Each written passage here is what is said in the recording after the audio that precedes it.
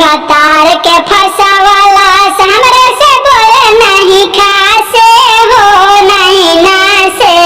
तो हमर से जिया